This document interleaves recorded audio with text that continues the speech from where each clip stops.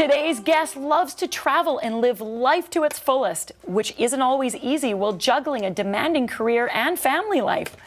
Welcome to the show, Karin. Thanks. So what do you have going on in life that's busy to keep you juggling things? Well, I definitely have a demanding career, but a career that I love. I work in marketing. I have a son who's just finishing high school and going off to college, so that says a lot, a teenage son.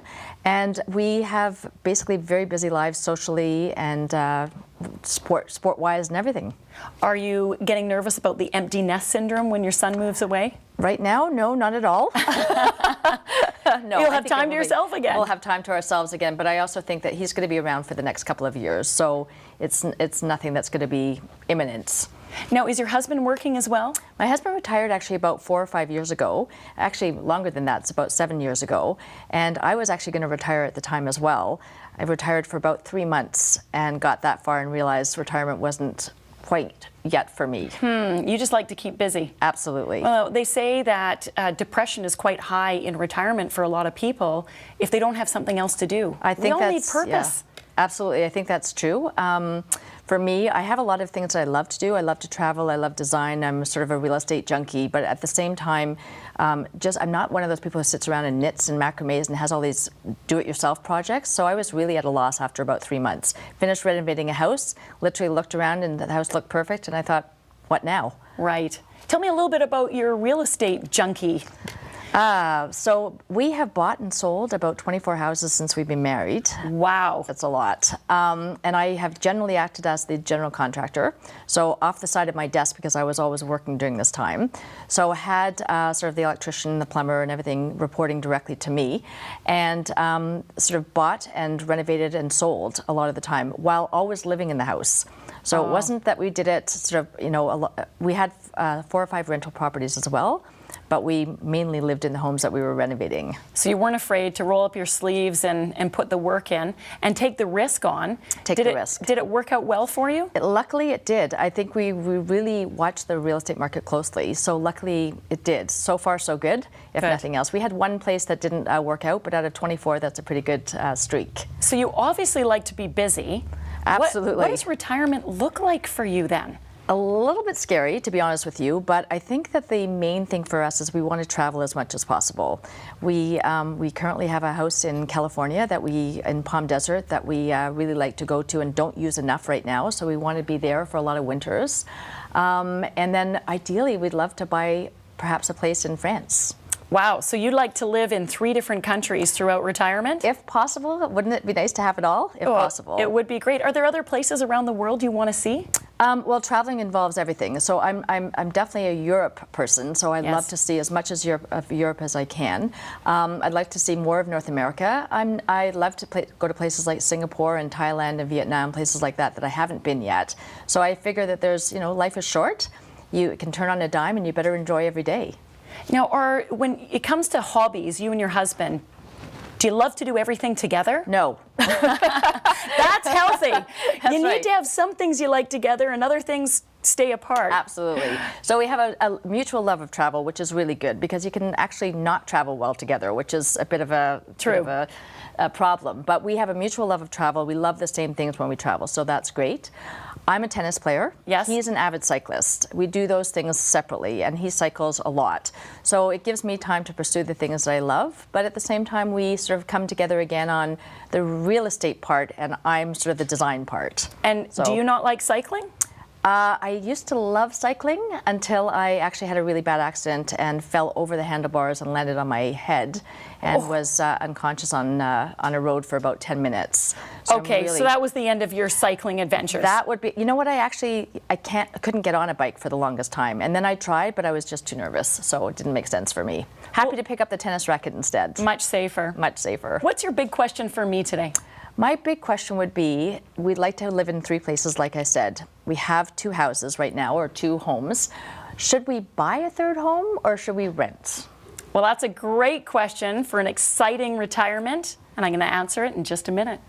So don't go away. When we come back, let's see what makes more sense, owning or renting in France.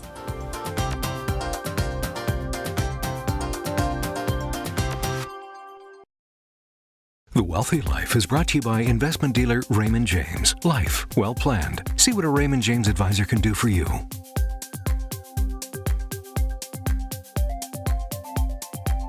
We're back with Karin to find out where she should live in retirement.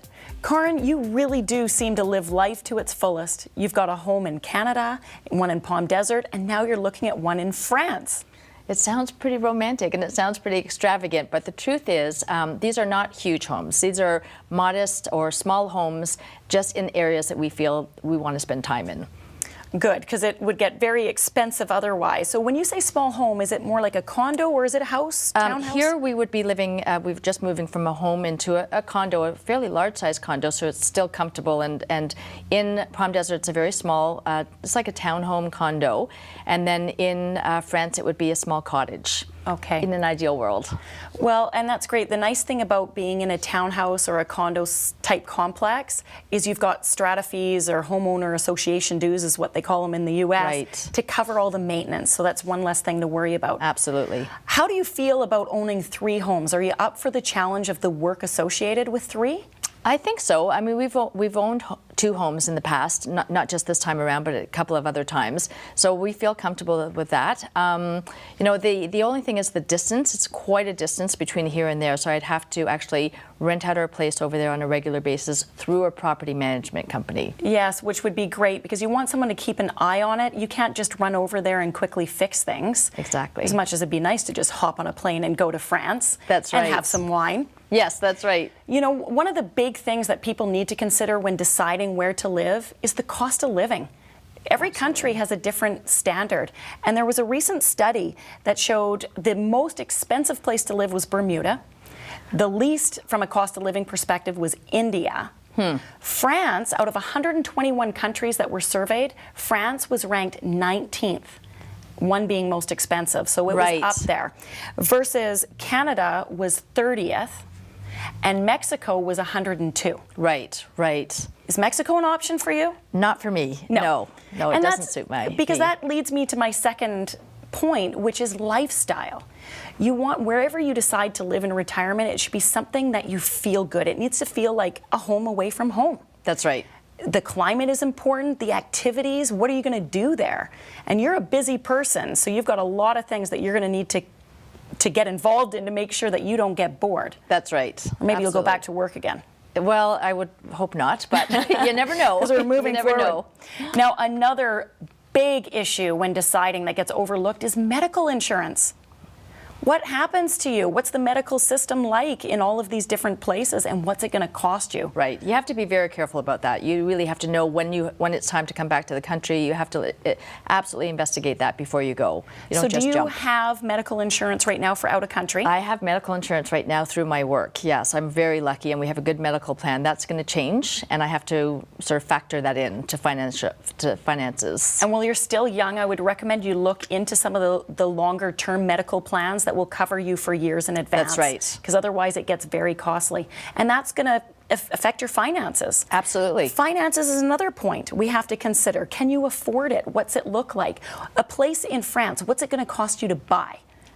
Probably the places that we've been looking at in the areas that we've been, I mean, it's like Canada. It depends on where you live. It depends on what you're looking for. But essentially, we're looking at under 120,000 euros, so about to the $200,000 mark. And are you open to renting it out while you're not there then? Oh, 100%. That's part of the plan, actually. So if you can rent it out so there's no headaches, well, hopefully no headaches, property manager covering it, and that income coming in should be enough to cover it. That seems like a very reasonable cost. But my ultimate advice for you is really to look at renting first, because you're going to be far from friends and family. Absolutely. You're not going to know if you're going to like it or not until you try it. That's right. So try it first and then take it from there.